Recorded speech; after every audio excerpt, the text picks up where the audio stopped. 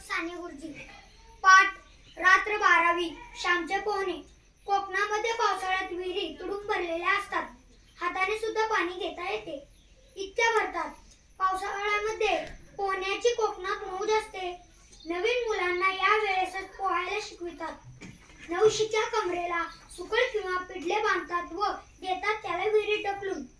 विहिरीत पोहणारेच असतात. 6 पुरुष. खोल पाणी असले तरी तळाशी जाऊन खर घेऊन येणारे अट्टल पोहणारे असतात. पाण्यात नाना प्रकारच्या कोलांट्या उड्या मारणारे असतात. कोणी विहिरीत फुगड्या खेळतात, कोणी परस्परांच्या पायांना पाय लावून उताने होऊन मान वर करून होड्या करीतात, नाना प्रकार करीतात. माझे चुलते पट्टीचे पोहणारे होते. वडिलांना पोहता येत असे, परंतु मला मात्र पोहता येत नव्हते.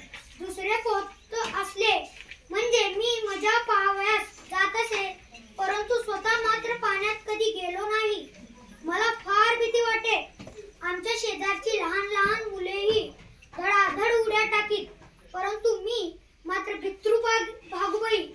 ढकला रे श्यामला असे कोणी म्हटले की मी तेथून पोबारा करीत असे. माझी आई पुष्कळ वेळा म्हणे, अरे श्याम